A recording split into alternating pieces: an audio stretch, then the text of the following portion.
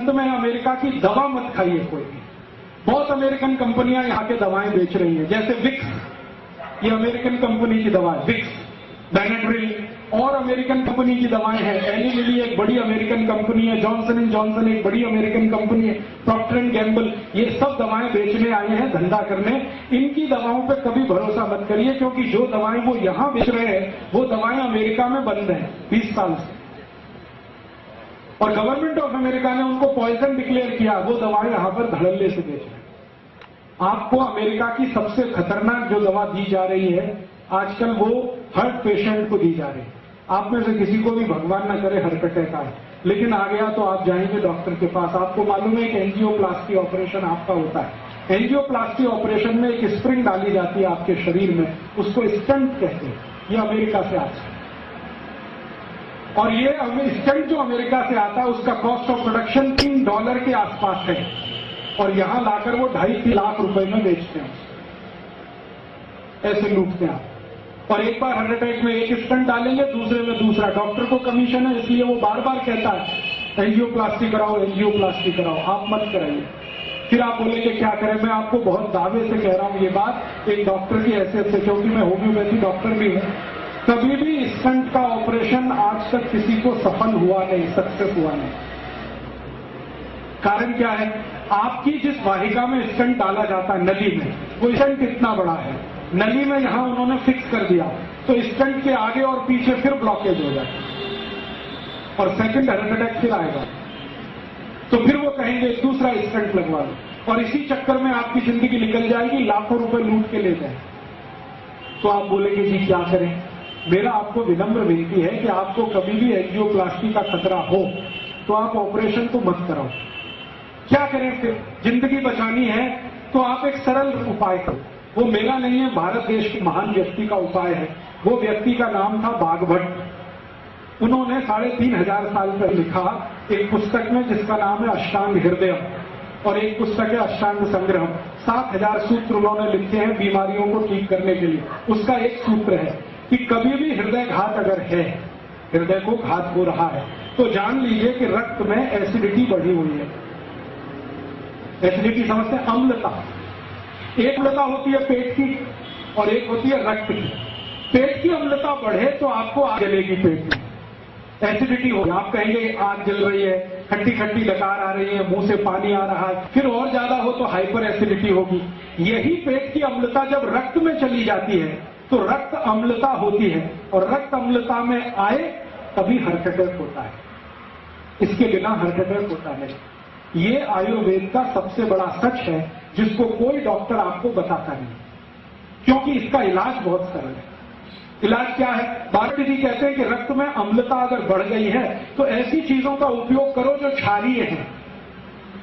आप जानते हैं 2 तरह के केमिकल्स होते हैं, एक अम्लीय और एक क्षारीय, एल्केलाइन और एसिडिक। अभी अम्लीय और क्षारीय को मिलाएं तो क्या होता है? अम्ल और क्षार को मिलाओ तो न्यूट्रल होता है कि नहीं?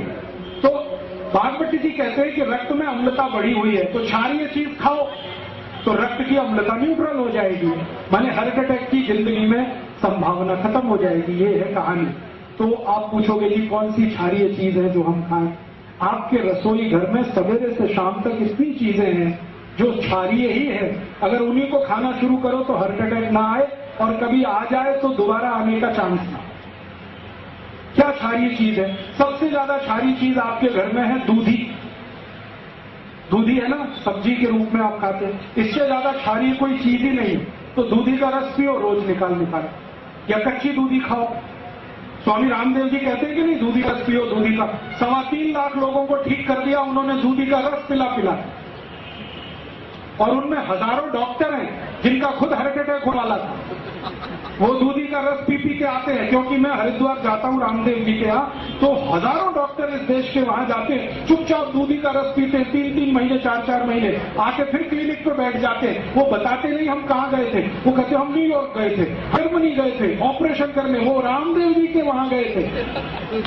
वो 3 महीने दूधी का रस पी के आए हैं, हार्ट अटैक ठीक हो गया है, आके फिर ऑपरेशन पे लग गए हैं। और वो इतने हरामखोर है कि आपको नहीं बताते कि आप भी दूधी का रस पिए। आप तो दूधी का रस पियो। इसको जो रामदेव जी कहते हैं ना, वो भी भागवत जी के ही आधार पे कहते हैं। भागवत जी कहते हैं कि रक्त की अम्लता कम करने की ताकत सबसे ज्यादा दूधी में है, तो दूधी का रस पियो। कितना पियो? रोज 200 मिलीग्राम पी लो। कब पीना? सवेरे पी लो, नाश्ते में। नाश्ते में नहीं तो भोजन के बाद पी लो, आधे घंटे के बाद पी लो।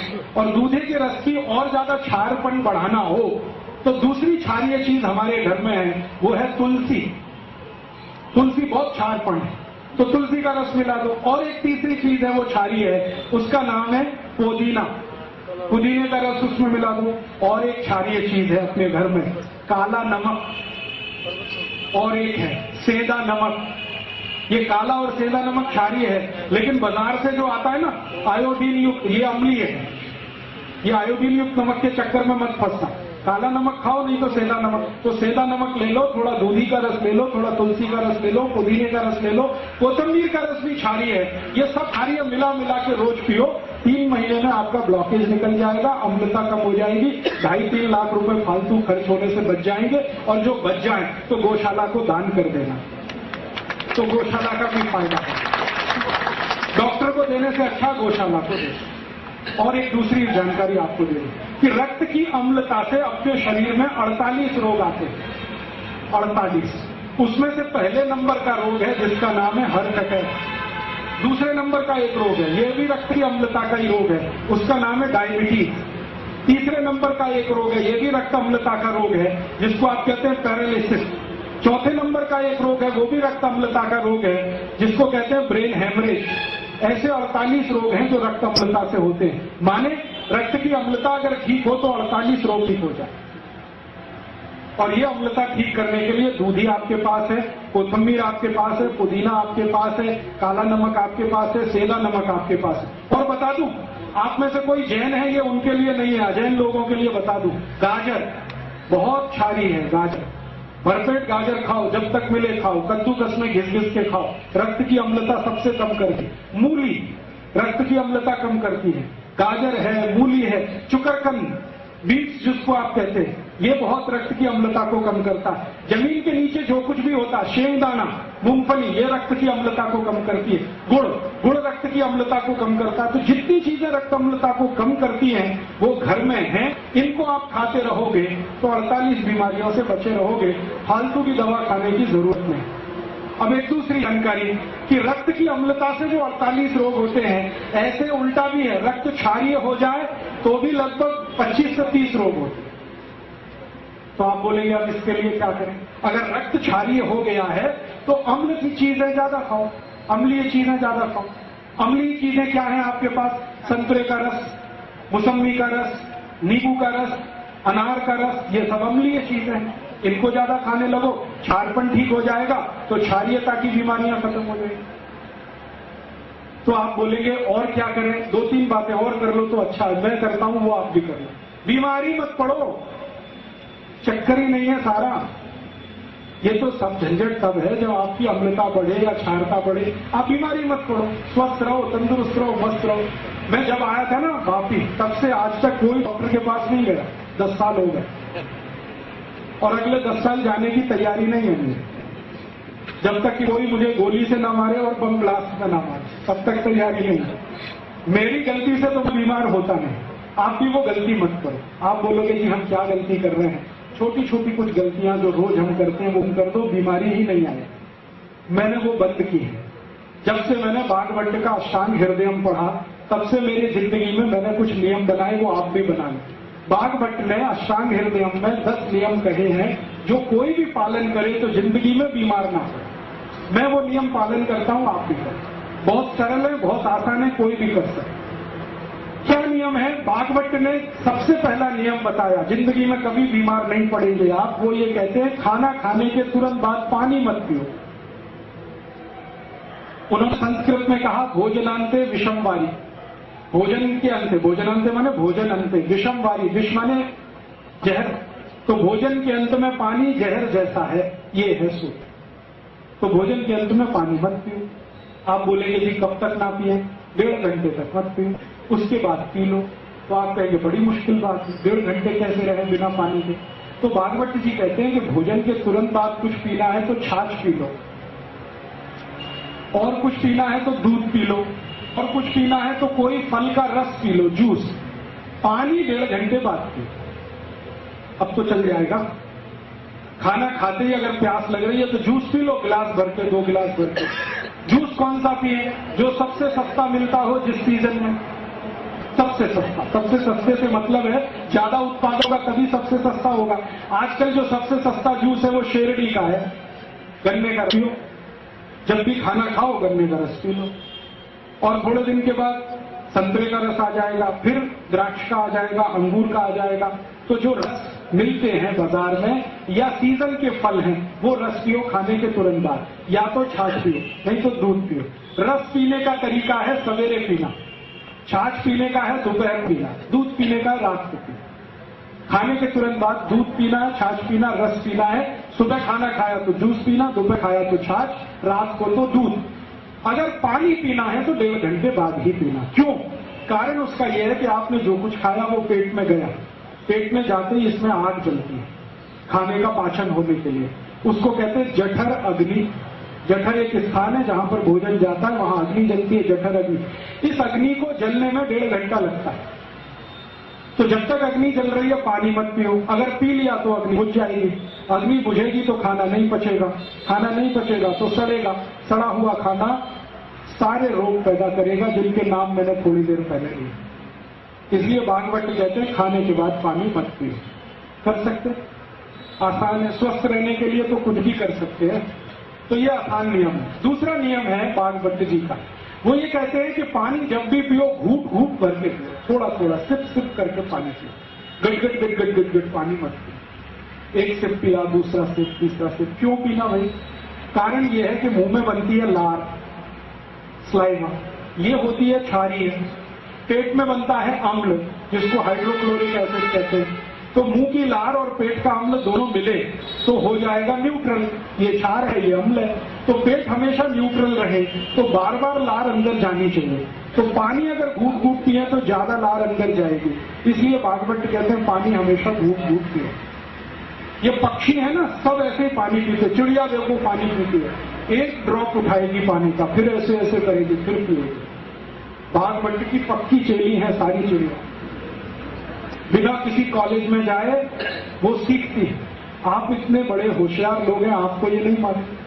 कुत्ता कैसे पानी पीता? चाट चाट के। भागवत का चेला है ये कुत्ता। हाँ, सारे जानवर पानी ऐसे ही पीते। गाय को देखो, पहले पानी को मुंह में भरेगी, फिर थोड़ी देर रोकेगी, फिर पिएगी ताकि लार अंदर जाए। तो जानवर कर सकते हैं तो आप भी कर सकते हैं। आप तो पढ़े लिखे हैं, होशियार। तो पानी घूट घूट पीना शुरू कर दो। दूसरा नियम। तीसरा नियम है ठंडा पानी कभी मत पियो।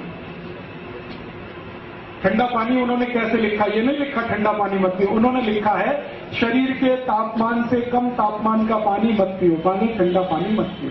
अब ठंडा पानी से मतलब फ्रिज का पानी मत पियो, बर्फ डाला हुआ पानी मत पियो। क्यों नहीं पिए? मैंने इसका देखा एक्सपेरिमेंट करके कई मरीजों पर। जो लोग बहुत ठंडा पानी पीते हैं ना, उनकी लार्ज इंटेस्टाइन संकुचित हो जाती है। लार्ज इंटेस्टाइन और स्मॉल इंटेस्टाइन शरीर में जो है, तो ज्यादा ठंडा पानी पियो तो लार्ज इंटेस्टाइन वैसे ऐसी होती है, ठंडा पानी पीते ही ऐसे होती है। और दिन में 10 बार आपने पिया तो 10 बार ये ऐसे ऐसे होती है। फिर रोज पीते रहे तो ये परमानेंट ऐसे हो जाए। अब जब लार्ज इंटेस्टाइन संकुचित हो गई तो सवेरे आप जब संडास घर में जाएंगे तो पोट साफ होगा ही नहीं, क्योंकि ये संकुचित है। दुनिया में मैंने देखा है जो लोग चिल्ड वाटर पीते हैं, अमेरिकन यूरोपियन लोग चिल्ड वाटर पीते हैं, पानी फ्रिज में रखेंगे, ऊपर से बर्फ डालेंगे, फिर पिएंगे। और ये चिल्ड वाटर पीने वाले लोगों को मैंने देखा सवेरे टॉयलेट रूम में जाएंगे तो 1-1 घंटे बाहर नहीं आते, कभी कभी 2-2 घंटे बैठे रहते। पूछो भैया क्या कर रहे हो 2 घंटे टॉयलेट रूम में? कहते न्यूज़पेपर पढ़ रहे हैं। क्यों पढ़ रहे हैं? न्यूज़पेपर के लिए टॉयलेट रूम है? कहते उतरती नहीं संडास, क्या करें? बैठे हैं, इंतजार कर रहे हैं। कभी समस्या इतनी भयंकर होती है कि वो इंतजार में गाना गाने लगते हैं, मेरे सपनों की रानी कभी आएगी, वो आती नहीं है, करे क्या? और उससे भी बड़ी समस्या हो जाना तो दूसरा गाना गाते हैं, एक बार आजा आजा आजा, आती नहीं, कहे बड़ी समस्या है ये अमेरिकन और यूरोपियंस में। आप ये समस्या अपने शरीर में मत लाओ, माने कब्जियत मत होने दो, कॉन्स्टिपेशन मत होने दो, माने ठंडा पानी मत पियो। पानी फिर कैसा पिए? हल्का गर्म पानी पीते रहो। अगर जैन है तो बहुत अच्छा, अजैन है तो भी पानी पक्का हुआ माने गर्म किया हुआ पानी ही पियो। थोड़ा गुनगुना रहे तो बहुत ही अच्छा। और चौथा सूत्र है, सवेरे उठते ही सबसे पहले पानी पियो। चाय से पहले पानी पियो।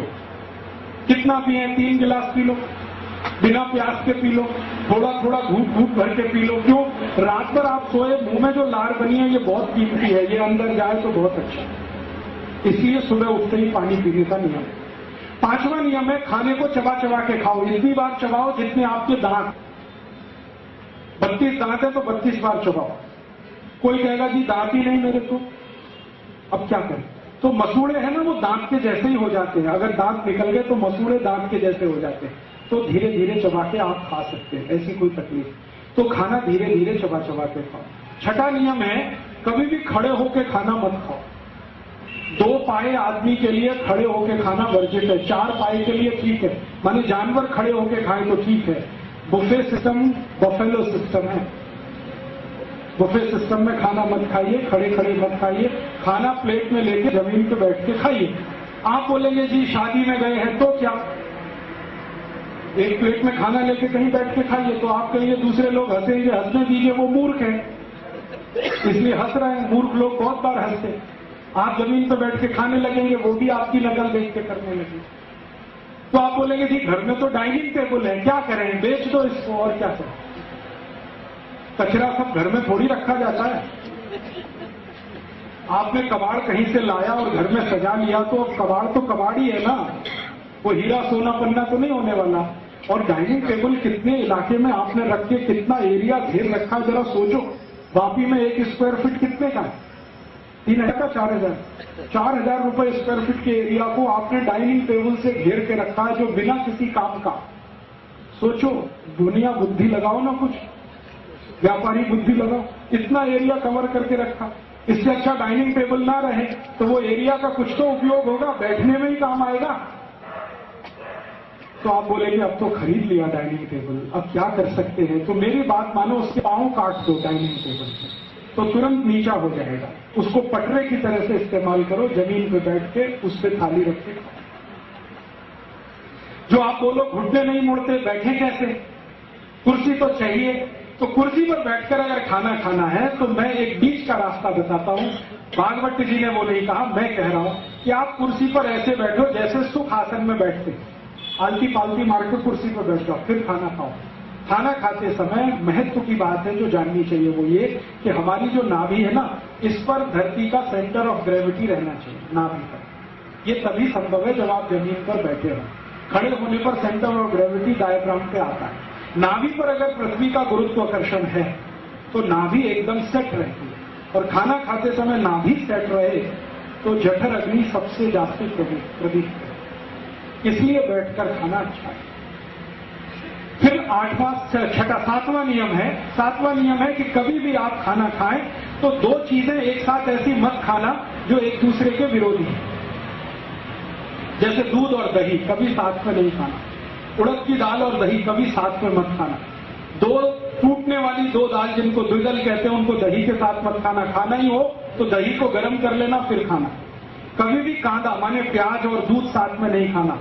कभी भी खट्टे फल संतरा मौसमी इनको दूध के साथ मत खाना। ये विरोधी चीजें हैं। भागवत ने एक लंबी सूची बनाई है, 103 वस्तुएं हैं जिनको एक साथ ना खाएं तो आपकी जिंदगी में रोग आने ही वाले नहीं। और एक छोटी सी आखिरी बात, दोपहर का खाना खाएं तो 20 मिनट विश्रांति जरूर लें। रात का खाना खाएं तो 2 घंटे बाद विश्रांति लें। दोपहर के खाने के बाद विश्रांति लें तो ज्यादा लेफ्ट साइड में आप करवट रख के सोएं। ये राइट ऊपर रहे, लेफ्ट, इसको वाम कुक्षी कहते हैं। कभी भी वजन नहीं बढ़ेगा, पेट नहीं बढ़ेगा। जो सीधे सोएंगे तो पेट भी बढ़ेगा, वजन भी बढ़ेगा। दोपहर को खाने के बाद हमेशा लेफ्ट में सोएं, और रात को जब सोएं तो 2 घंटे बाद सोएं खाने के बाद। और सोते समय एक चीज का ध्यान रखें कि सिर ज्यादा से ज्यादा पूर्व में रहे, सूर्य की दिशा में रहे, या कोई बहुत इमरजेंसी हो तो दक्षिण में रहे। उत्तर और पश्चिम में सिर करके कभी भी ना सोए।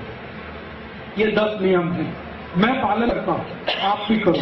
मैं बीमार नहीं हुआ 10 साल से, आप भी नहीं होंगे, ये मेरी बात है। और जो थोड़ी बहुत बीमारी आज है, आप ये नियम ईमानदारी से कल से शुरू कर दो, 3 महीने बाद आप खुद बताना आपकी बीमारी बिना दवा के फोकट में ही ठीक हो रही है कि नहीं। Acidity, hyper acidity, ulcer, peptic ulcer, एड़ी का दर्द, घुटने का दर्द, कमर का दर्द, ये अपने आप जाए। इसलिए मेरा टारगेट है अमेरिका की दवा नहीं बिके इस देश। एक दवा उसकी न बिके, ये तभी संभव है जहां आप स्वस्थ रहें, तंदुरुस्त रहें, और स्वस्थ रहेंगे तभी सुखी रहेंगे। हमारे यहाँ से ना सर्वे भवन सुखिने सर्वे संतु निरामया, ये सुखी तब होंगे जब निरोगी होंगे। निरोगी हुए बिना कोई सुख नहीं है दुनिया का। करोड़ों रुपए हो और रोग ही रोग है, कोई सुख नहीं है। एक पैसा नहीं है आपके पास लेकिन शरीर के रोग नहीं है, आप बहुत सुखी। सुख जो है शरीर में से उपजता है, मन बुद्धि के कर्म के आधार पर। पैसे से सुख नहीं खरीदा जाता और ना कहीं मिलता है। तो आपके अंदर से उठेगा, संतुष्टि है तो सुखी होगी, और संतुष्टि होने का एक ही आधार है, निरोगी रहे। तो मेरे 2 उद्देश्य हैं, अमेरिका को पैसा ना जाए, उनकी दवा ना बिके, आप सुखी हो जाए, स्वस्थ हो जाए। और घर में रसोई है ना, इसमें सैकड़ों दवाएं हैं, उनका उपयोग कर लो ना। मैंने 2 ही बताया, मैंने आपको धनिया, पुदीना, ये सब क्षारीय हैं, ऐसे ही अम्लीय दवाएं हैं। कुछ दवाएं जो बहुत कॉमन है, जो आप रोज इस्तेमाल करो, बहुत अच्छा। एक हमारे रसोई में दवा है जिसको अजवाइन कहते हैं, अजवाइन, गुजराती में अजमो कहते हैं, अजमो। ये बहुत ही अद्भुत है। किसी को भी एसिडिटी हो, हाइपर एसिडिटी हो, अजवाइन को भून लो तवे पे, थोड़ा काले नमक के साथ फंकी ले लो, 3 दिन में ही एसिडिटी खत्म कर। और यही अजवाइन बहुत अच्छी है। अगर किसी को कॉन्स्टिपेशन हो गया हो, कब्जियत हो, तो गुड़ के साथ अजवाइन खा लो, एक ही दिन में कॉन्स्टिपेशन रिलीज कर। ऐसे ही अजवाइन के जैसा जीरा है, वो भी आपके पेट की एसिडिटी को कम करेगा। आपके घर में नमक बदल दो आप, ब्लड प्रेशर की बीमारी चली जाएगी। कौन सा नमक खाएं? सेंधा नमक खाओ, काला नमक खाओ, ये आयोडीन युक्त नमक बंद कर दो, तो आपके हाई ब्लड प्रेशर की तकलीफ है। तो ऐसी बहुत सारी चीजें आपके पास साधारण सी हैं, इनका आप उपयोग कर लो, बीमारियों से बच लो, दवाओं के पैसे कम हो जाए खर्च होना, देश की सुरक्षा बढ़ जाए उससे, और देश का बहुत ज्यादा लोगों का सुख और समृद्धि बढ़ जाए, ऐसी मेरी भावना है। शुरू हुआ वहां से और अंत यहां पर है। जीवन को थोड़ा सरल, आसान, हिंदुस्तानी, स्वदेशी, भारतीय बना। पहले भी मैं 10 साल पहले आया था, यही बोल के गया था, be Indian buy Indian. Be Indian का माने भारतीय बनो, भारतीय वस्तुओं का उपयोग करो। अब भारतीय वस्तुएं क्या हैं? भारतीय भोजन, भारतीय भजन, भारतीय भेषज माने औषधि, भारतीय भाषा, भारतीय भूषा, ज्यादा से ज्यादा इनका उपयोग करो। विदेशी भूषा माने विदेशी कपड़े, विदेशी भोजन माने pizza, burger, hot dog, cold dog, chowmein मत खाओ, हिंदुस्तानी भोजन ज्यादा करो। विदेशी भजन, जो विदेशी गाने हैं मत गाओ, मत सुनो, स्वदेशी गाने गाओ, स्वदेशी भजन सुनो। जितना बने उतना आप करो तो देश अपने आप करेगा। हमारे यहाँ एक कहावत है, महाजन येन गता से पंथा, माने जिस रास्ते बड़े लोग चल पड़ते हैं ना, समाज के बाकी लोग उसी तरफ चलने लगते हैं। आप सब महाजन लोग हैं, माने श्रेष्ठ लोग हैं, आप इस रास्ते चलेंगे, नीचे वाले अपने आप चलेंगे। मैंने मुंबई में देखा, करोड़पति लोग जब से लिमड़ा का दातन करने लगे, रोडपति लोगों ने भी दातन शुरू कर दिया, और मुंबई में हर साल दातन की बिक्री बढ़ रही है, कॉलगेट की बिक्री घट रही है। लाखों लोग रोजगार पाते हैं मुंबई में, जो दातन बेचते हैं सड़क पर या तो रेलवे प्लेटफॉर्म पर। तो हम कर सकते हैं, हमारे सामने ये है, आदर्श है, देश को खतरे से बचाना है। और आपकी वही भूमिका है जो सैनिकों की होती है। सैनिक सीमा पर खड़े होकर शत्रु से देश की रक्षा कर रहे हैं, आप देश के अंदर रहकर जो शत्रु आ रहा है उससे देश की रक्षा करें। ऐसी भावना के साथ आपका आभार। आपने बड़े ध्यान से सुना, बहुत आभारी हूँ। दूसरों को ये बताएंगे और भी आभारी रहूंगा। ये जितनी बातें मैंने कही हैं, दवाओं की, औषधियों की, ये किताबें भी लिखी हुई हैं, पीछे है, आप ले लेना। हमारा कार्यकर्ता नीलप्पा, उसके पास किताबें हैं। रसोई घर की सारी दवाएं, औषधियां उन किताबों में, किससे क्या होता है, किससे क्या होता है। अष्टांग हृदयम के जो 10 सूत्र दिए, उनके और ज्यादा सूत्र पढ़ने हो तो वो भी किताब है। अपने शरीर को जितनी भी बीमारियां होती हैं चर्म रोग की कैसे दूर करें, घर की दवाओं से, वो भी किताबें हैं, आप ले जाइए। कभी भी मैंने किसी किताब पर कॉपीराइट नहीं माना है, आज भी कहता हूं कोई पुस्तक पर कॉपीराइट नहीं है, सबको कॉपी करने का राइट है। आपको अच्छा लगे तो मेरा नाम निकालकर अपना छपा लेना, अपने नाम से किताबें बना लेना, मैं कभी मुकदमा लड़ने आपके खिलाफ नहीं आऊंगा।